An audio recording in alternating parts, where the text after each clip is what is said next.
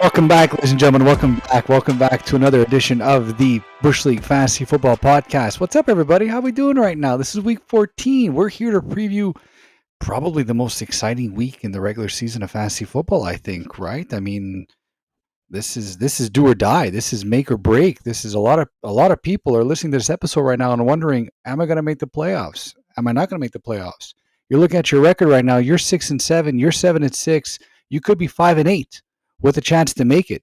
And we're here to tell you how to get it done. This is very exciting. I know in our league, just want to take a minute right now to reflect on the roller coaster that was this year. And myself and my opponent, Guido, if you're listening, I know you are. We're both sitting at 6-7, final week of the regular season. Both of us are facing each other. Win and you're in. What are the chances of that happening? If you're in a similar situation like that, let us know in the comments. Message us on Twitter, message us on TikTok and YouTube and all that fun stuff. Let us know like how your season is going because you've been dealing with an amount of acid reflux for the entire year, and then it comes down to week 14 and it just gets worse. It's like, where's my Pepto-Bismol? Where are my Tums? My goodness. Anyways, we'll get into that later on in the episode. Tums and Pepto-Bismol. Is that how it works? Is that how it works? I don't know. I'm going to have to get on Amazon and get that one-day Prime shipping. You know what I'm saying? Get that to my doorstep ASAP. But let's just get the episode rolling right now. We have a great episode for you guys like we usually do. But before we jump on that, please follow us on all of our social medias. Follow us on YouTube, follow us on TikTok, follow us on Spotify, Apple Music, Instagram, wherever you find all your social media stuff. We're there. Ask us any of your sit-start questions. Ask us your waiver wire questions. Ask us your lineup questions. All that fun stuff. We're here throughout this entire ride to make sure that you guys get to the fantasy football playoffs and get to the promised land and make you win your trophy and lift it up. And then you send us a picture and you're like, yes, Bush League Huddle. Yes. But like usual, on a wonderful episode that we have right now, we're going to kick it off. Roger's got the opening drive. Naka's going to keep us honest with some love haste, where we did much better than last week, to say the least. Yourselves. Listen, 2 out of 3 ain't bad, I guess, but still much better than last week. But before we jump into that, ladies and gentlemen, I must remind you all, please follow, like, share, subscribe, all of our social medias, YouTube, TikTok, Twitter, Apple Podcast, Spotify. I feel like I'm missing one. Instagram. Amazon. Take a look at our wish list. We don't have a wish list. We don't deserve one yet. Maybe in 2026. All right, I'm done. Raj, kick us off. Everyone's wish list is for Fat to stop the hockey. Yeah, seriously. It's only 3 minutes. My intro is a little bit longer. We're gonna get you some coal. We're gonna get you guys some coal. The loser gets coal between you and Guido. Opening drive, week 14. Defensives to target weeks 15 and 16. We're going to look ahead, even though the fantasy playoffs haven't even started yet. So if you don't have a bye and you're heading into your first round matchup next week, here's some easily available defenses to target now. So these are defenses that are either on bye this week or have a bad week 14 matchups that GMs may avoid or even outright drop. So they are prime look ahead stashes. So there are 3 defenses that are good targets there, and they are teams that are actually on bye this week. So we're going to start with the 49ers. They are about 32% owned, on bye, a very likely drop candidate, but they get the Titans and rookie Cam Ward in week 15, who are second in fantasy points allowed to defenses. Next, you have Carolina. Yes, the Carolina Panthers. They're on bye this week. They're just 6% owned, but their defense looked very good against Matthew Stafford. They're definite drop candidate this week, but they get the Saints in week 15, who are 5th in fantasy points allowed to defenses. And then the last team that's on bye this week that would be a good target to stash on defense is the Patriots. They just played the Giants. They're on bye. They are 65% owned, but I imagine that's going to go down after this week as they're on bye. Tough matchup with the Bills in week 15, but they finished the fantasy playoffs with the Jets in week 17. And then some other defenses to keep an eye on. There's the Dallas Cowboys, who are 10% rostered. They'll probably stay rostered at that low of a rate through week 14 as they match up against the Detroit Lions, but they get Max Brosmer or JJ McCarthy in week 15, who allow the most fantasy points to defenses, and they've been much better since the Quinnen Williams trade.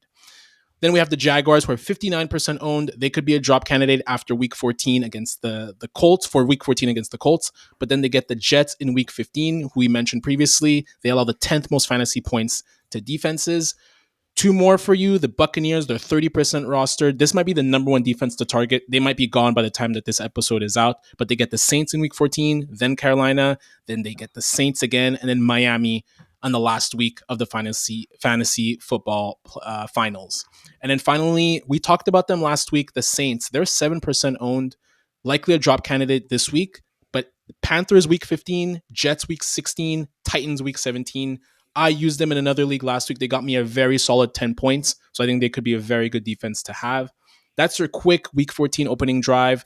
Defenses to stash in week 15. This is it. Season's on the line. No margins, no patience. Win or go home. This is the most important love-hate of the year. If you're fighting for a finals, a playoff spot, Knack, please take us home. Yeah.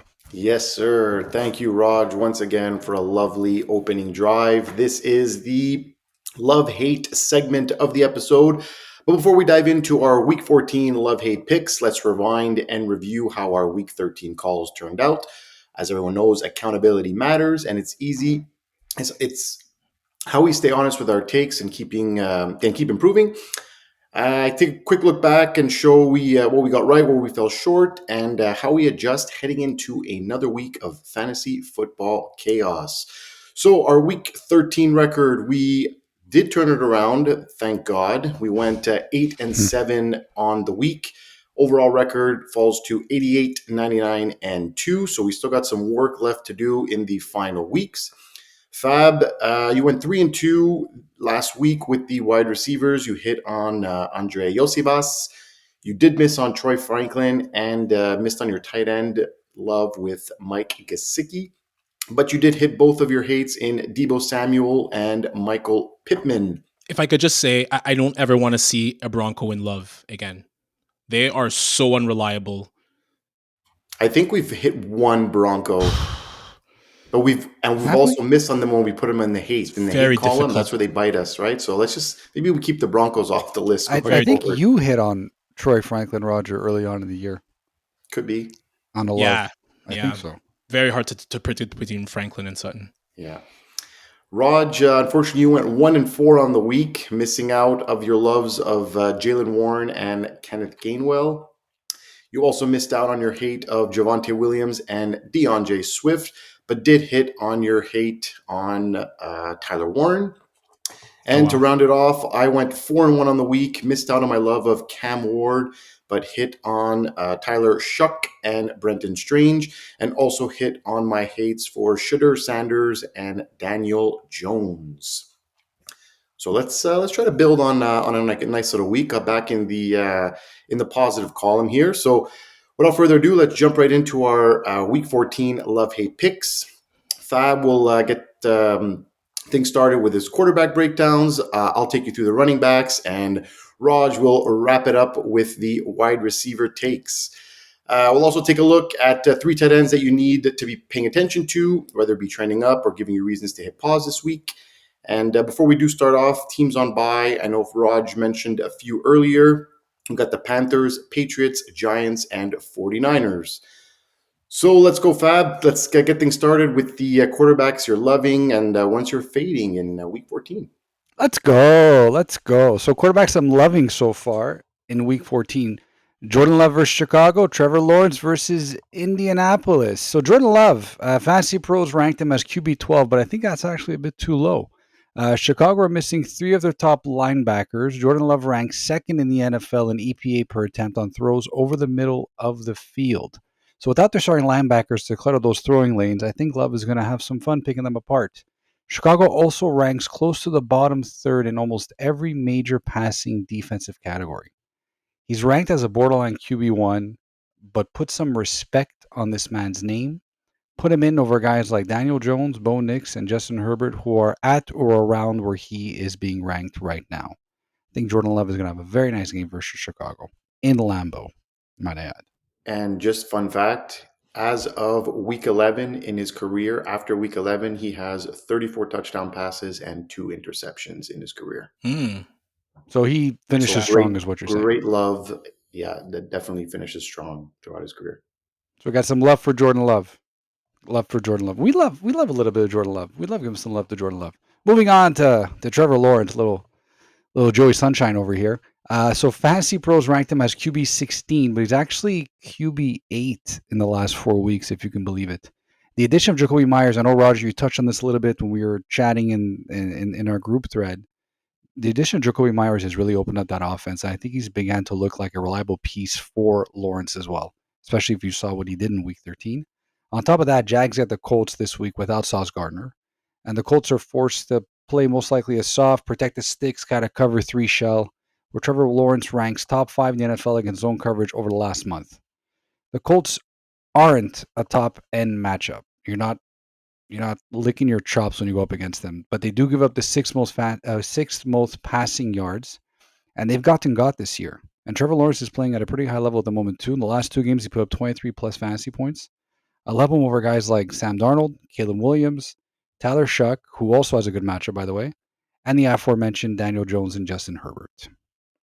I also want to give a little quick second. I do have some honorable mentions. I think it's important this time of the year that we just don't, focus on 2 quarterbacks. I do love Jared Goff's matchup. You're starting him anyways. Tyrod Taylor and Marcus Mariota has some very nice matchups too. So if you are in a pinch where guys are on bye, I know in one of my leagues, it's a super flex league, and both of my starting quarterbacks are on bye, and I kind of need this week to make the playoffs. I have a waiver claim in for one of these players. I'm not going to say who. But yeah, because I'm stuck. But the matchups are good. The matchups are there, and so yeah, those are also guys that you should be considering as well this week. Thank you. So we're going to be 2 for 2 on that. Now moving on to the hates. So we're going to stick with the matchup at Green Bay versus Chicago. We got Caleb Williams at Green Bay. So going into very hostile territory is never great, and historically, Chicago quarterbacks have never fared well in Lambeau. In fact, over the last 10 years, the Bears are 2-8 in Lambeau, and no QB has had a QB rating of better than 100 in that span. And on the fact that Green Bay are allowing less than 190 passing yards per game and 15 passing touchdowns, which is the 5th lowest in the NFL, this game is going to be very tough for Caleb Williams. He's currently ranked as QB 17, and he's a borderline sit for me. Guys behind him that I'd rather start are Tyler Shuck, Tyrod Taylor, like the aforementioned Marcus Mariota, even Aaron Rodgers, and I'd even consider starting Aaron Rodgers. Yeah, it's a better matchup. I'd even consider starting CJ Stroud with KC versus Caleb over Green Bay. That's not even a stretch, that one. Oh, Aaron Rodgers to me is a bit of a stretch. I think the floor with Aaron Rodgers is a lot safer. Interesting. Yeah. My next hate is Tua Tagovailoa at New York Jets. So did you guys know that Tua is 0-6 in games where temperature dips to below 45 degrees Fahrenheit? I didn't. Any guesses on how cold it's going to be this weekend? Under 40. Under 45. Yeah, you guys. Bing, bing, bing. Under 45. Actually, around 35 to be exact. So even so, Jets, after trading Quinnen Williams and Sauce Gardner, haven't missed that much of a beat on defense from a fantasy perspective. They've given up under 16.5 points in the last 3 games. Fantasy points, that is. And they're a tougher matchup than people think. Plus, Tua hasn't been great in the past month, scoring over 20 points once in the last 7 weeks and under 7 points in the last 2 games. So his QB 22 right now on the edge of startable, but he's a straight bench for me this week. Guys around him that I prefer, like Rodgers, like I just mentioned, or Mason, depending on who plays. Shadur has a safer floor, and we even go Cousins, honestly, over Tua this weekend. Shadur has a safer floor? Yeah, the safer floor for Shadur is 12, which is also a ceiling, but still. Like 10? The 2 in the last 2 games has not been that great. And it's those... Tua should barely be rostered in even Superflex, to be honest. Yeah, well, you need a warm body sometimes, right? And that's the thing. But the 2 in games where the temperature really goes around the freezing level, which is 45 degrees Fahrenheit for all you Americans out there, he's not good. And he's not good. And the Jets are, even without their 2 stud players they traded away, they're playing tough. You got to give them credit. I thought the team was going to give up on Aaron Glenn, and you see it even in the post game kind of like huddles and the post game speeches. Like, it doesn't seem like they've given up yet. It's similar to actually Mike McDaniel. No. I'm actually quite surprised that both those teams have looked much better than what they looked previously. Yeah. Very true. I do have some honorable mentions for some hates as well. Again, I'm not suggesting you sit these guys, but I would temper expectations. So Jalen Hurts versus the Chargers. He's averaging Chargers defense is giving up 11.5 fantasy points per game in the last 5 on average to opposing quarterbacks. Patrick Mahomes versus Houston, similar, about 13.5 fantasy points per game to opposing quarterbacks in the last 4. Interesting to pick those two as honorable mentions. I'm not done. I got more. Also, Baker and Herbert have touch matchup too. Plus, Herbert, you don't know what's going to happen. He's day to day. I'm not even sure if he's going to start or not. He's going to start. He's going to start. He's going to try to play. Yeah, well, that's it. So but that's a Monday nighter. That is a Monday nighter. So you're definitely going to have to roster Trey Lance. Yeah. Or just not play him. Yeah. I hope Trey Lance plays because I'll be down to watch that. Harbaugh was really, really high on him during training camp. Like I'm curious to see if just being in more of a he was in a winning culture with in San Francisco, but maybe being somewhere where he might be more wanted or was able to just sit back and learn from Herbert and learn from Harbaugh. I'd love to see him start and see maybe if that could amount to anything for him in the offseason. He was in a winning culture with Dallas. Yeah, I completely forgot his Dallas stint. I think he forgot it too. I forgot. So those are my quarterback love hates, ladies and gentlemen. Best of luck to you guys on the last week of the fantasy football season. I hope you all make the playoffs, except for Guido. Thank you. Thank you very much, Fab. Those were the quarterback love hates heading into week 14. I will keep the ball rolling with the running backs. Running backs I have this week are Devin Neal, running back 29, and Jordan Mason, RB 24 versus the Commanders. So we'll start it off with Devin Neal. Neal was eased into the game in the first half, but received the majority of the workload come the second half. And many thought that Taysom Hill would, take opportunities away from him, but he only saw 1 carry and 1 reception all game. So with Kamara likely sidelined for another game, Neal has the opportunity to show his skills. And over the last 4 games, the Buccaneers have allowed 5 TDs to running backs and an average of just under 20 points per game. So for me, very high flex appeal for me in week 14. Then switching it up to Jordan Mason, running back 24 at the Commanders. The Commanders have been extremely generous to running backs over the last few weeks. Their offense without Jayden Daniels is not staying on the field enough, and their defense gets worn out quick. So over the last 3 games, they've allowed 5 TDs to the running backs while also allowing 2 tandems to hit double digits in that span. With Aaron Jones banged up, I love Mason as a low-end RB2, high-end flex options. And I like both these guys over the likes of Manangai, Kareem Hunt, Woody Marks, and Kenneth Gainwell, who are all above them. Man, Manangai is that's a tough one to sit. It's as good as he's been. Minimal usage, but like maximum output. It's been very challenging. Yeah, last week I actually got to see it firsthand, and they really ran the ball down their throats. I think they're just going to have a harder time with that this week against Green Bay. Yeah, I agree. Green Bay's a very good run defense. Those were my loves this week. My hates, number 1 hate is going to be Woody Marks, running back 21 at the Chiefs, and second is going to be Travis Etienne, running back 17 versus the Colts. So I think it's safe to say that Marks has hit his rookie wall, and I'm 100% out on him for the rest of the season. He's averaging 3.4 yards per carry in his last 3 games and has only been targeted in the pass game 3 times for 5 yards over that span. The once potential league winner has cooled significantly and gets a tough KCD in week 14. Those of you with fantasy implications should be aware of this matchup, and he's definitely a bench for me in all formats in week 14. I like, as I mentioned, Jordan Mason, even Kamani Vidal this week, and Zach Charbonnet. Definitely like over Woody Marks. Running back 21 seems extremely high. Yeah, very tough matchup. Kansas City give up only, I think, 6 rushing touchdowns all season. Yeah, Marks hasn't been very good. It's been a bit disappointing since the... Very disappointing. I think there was a few games early on, but hasn't looked good lately. Yeah. And then, as I mentioned, Travis Etienne, another player who was rolling in the short term and then put up a dud versus the Titans of all teams. He's become very TD dependent, actually. In games where he does not score a TD, he averages 11 points per game. And when he scores, he averages 17 points per game. So he definitely gets a tougher matchup in week 14 versus the Colts, who give up the 12th fewest points to running backs on the season. Again, with your season on the line, I'm not sure I'm trusting Etienne, although he'd be really, really tough to bench, especially if you're looking and need to win a matchup. But I do like Kenneth Walker, even Jaylen Warren to bounce back, and again, Jordan Mason over Etienne. I definitely like the Mason over Etienne call. That to me is a no-brainer. I think if has it been confirmed that Aaron Jones is out for this week?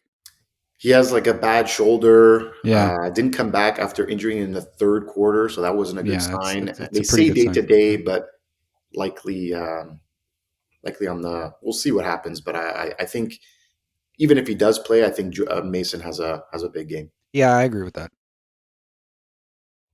That'll do it for the running backs. Raj, take us home with the wide receivers you love and hate this week. Yes, thank you, sir. So the wide receivers I love this week, Jayden Higgins, wide receiver 35 at KC, and Jakobi Meyers, wide receiver 23 versus the Colts. So with regards to Jayden Higgins, he faces KC, who've allowed the 5th most fantasy points to wide receivers in the last 2 weeks. Higgins is firmly in the wide receiver 3 flex territory, averaging a solid floor of 12.5 PPR points per game in the last 4.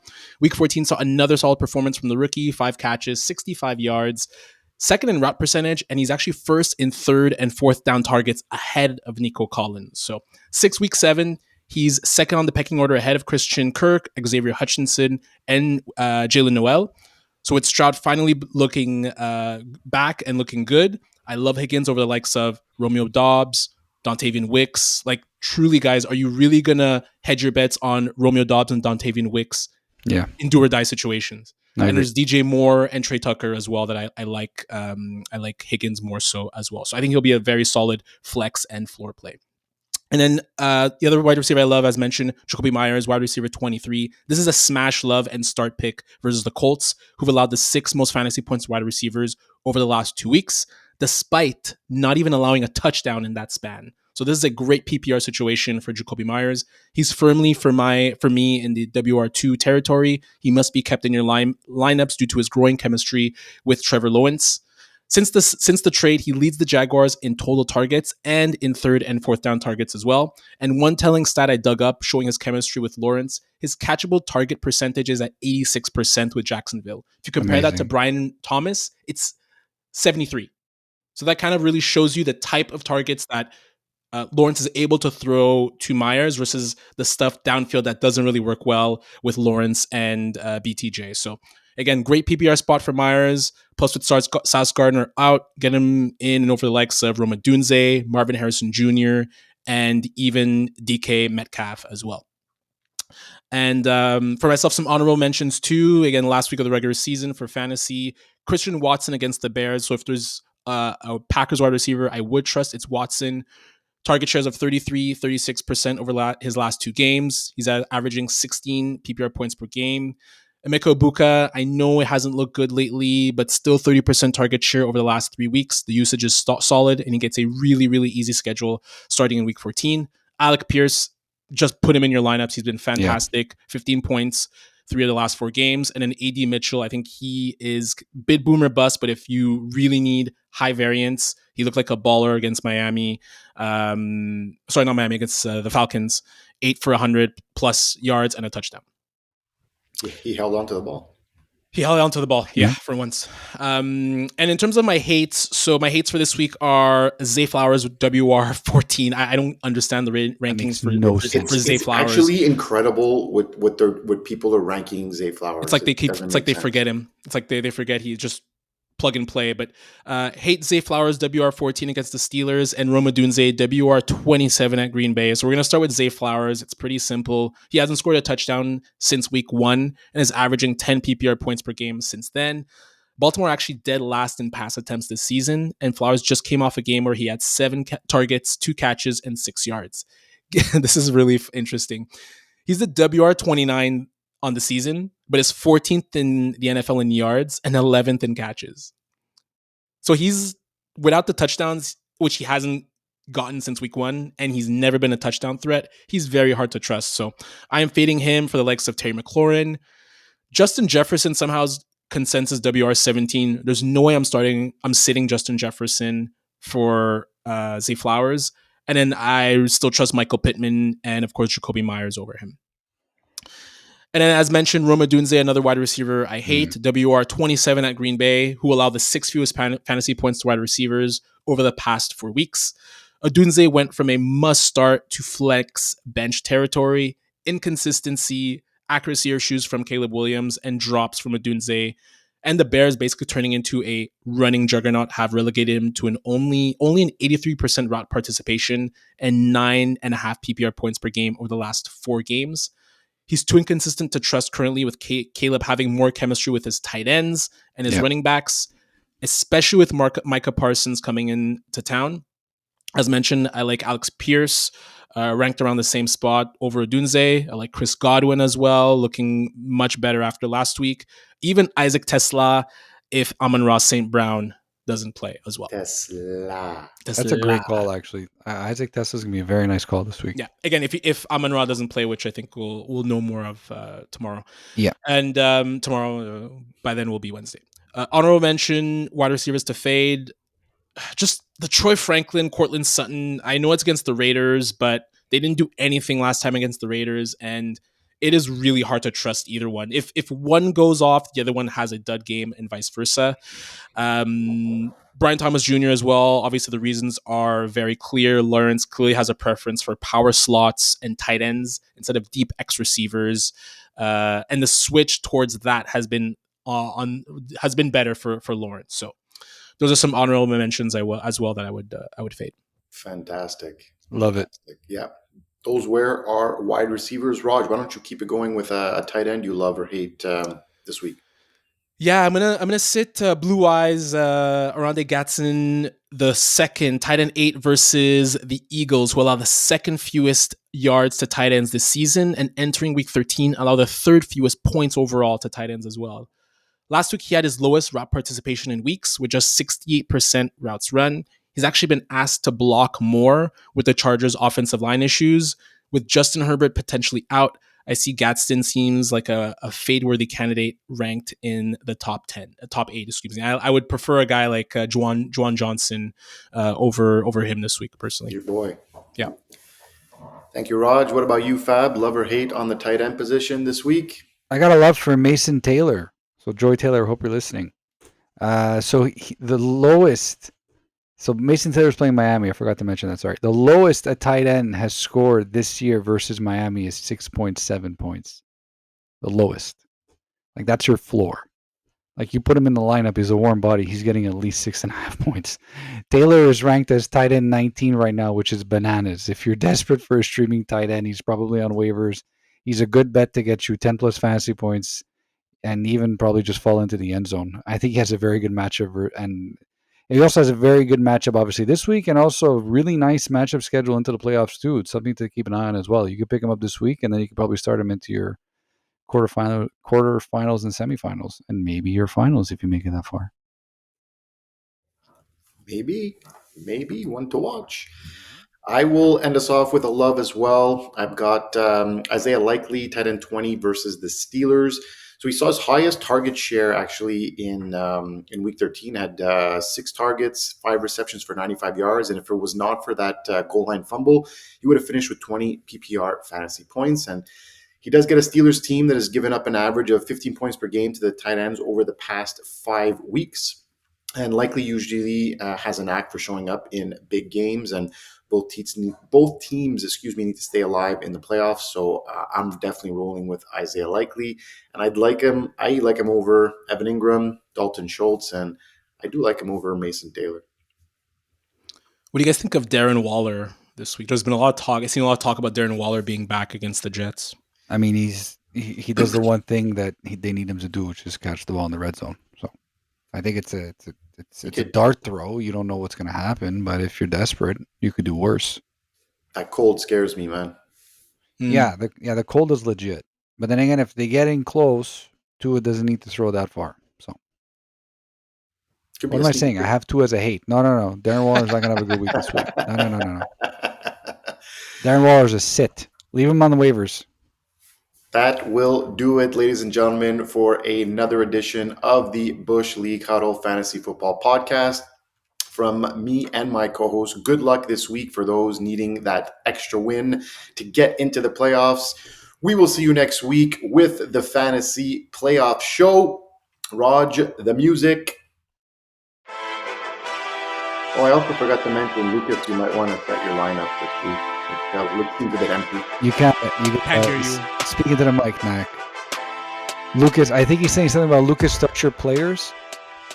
Your whole team you might want to on... start your players because your lineup seems a bit empty there. So you might want to put your players in there. Lucas is playing mind games. Not like anybody else plays mind games. I see you, Guido. I see you. Goodbye, everyone. Take care, everyone. Have fun. Goodbye. Peace. Good luck.